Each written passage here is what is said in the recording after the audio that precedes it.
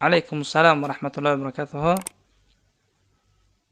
بله برادر گرامی، این دو سوالی که در اینجا مطرح کردید، سوال اول در مورد نماز جماعت برای زنها و سوال دوم در مورد نماز خواندن زنها بدون جورب نسکی، یعنی هنگام نماز خواندنش زن قدمهایش نمایان است، قدمهایش مکشوف و نمایان است، حکمش چیست؟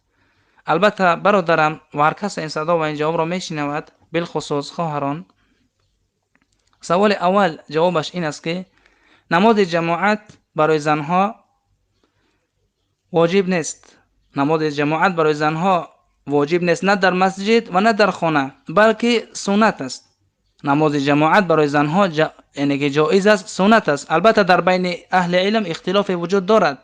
بعضی اهل علم فرمودند که سنت است، اینکه زنها بین خودشان در یک خانه جمع شده، اهل بیت، اهل خانه، یا که مثال در یک خانه که خواهران جمع شوند درس میخوانند، نماز را جماعت بخوانند. یکی از اینها اینه که اگر تلاوتش، تحسین تلاوتش خوب باشد و از احکام فقه نماز آگاه باشد، شایسته است که اینها، یکی از اینها، از این خواهران امام شود و نماز را بخوانند، نماز را جماعت بخوانند.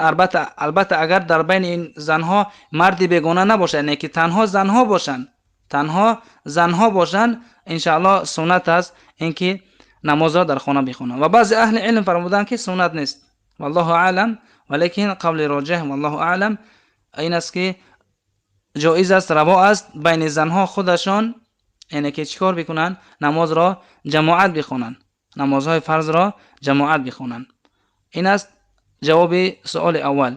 و جواب سوال دوم این است که نباید فراموش کرد در نزد جمهور اهل علم، در نزد بیشتر اهل علم، قدم ها را پوشانیدن، سطر کردن در نماز پایها را واجب است.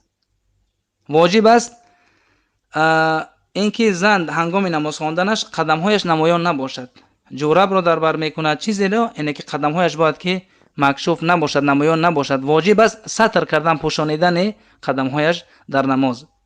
فقط تنها در نماز برای زن رخصت داده است، اینه که کفهای دستش، دستهایش فقط و چهرهش. حتی همین هم اگر زن در مکان نماز بخواند که مثال مردان اجنبی هستند، مردانی هستند که غیر محرم می باشند، در این حالت حتی جمیع بدنش واجب است ستر کردن در داخل نماز.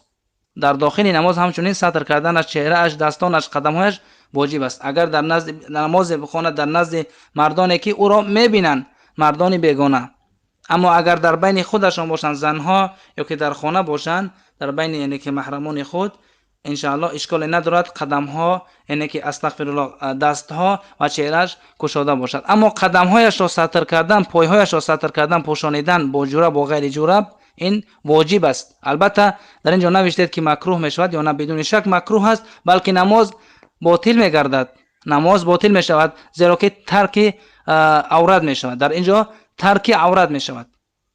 قدم ها را پوشانیدن در نماز واجب است. این است قول راجح. و اینه که در مذهب حنفی میگویند که اینه که اشکال ندارد، واجب نیست، ولیکن قول صحیح، قول بیشتر اهل علم، قول راجح این است که واجب است که زن قدمهایش را بپوشاند در نماز. این است جواب اختصارا و بالله توفیق.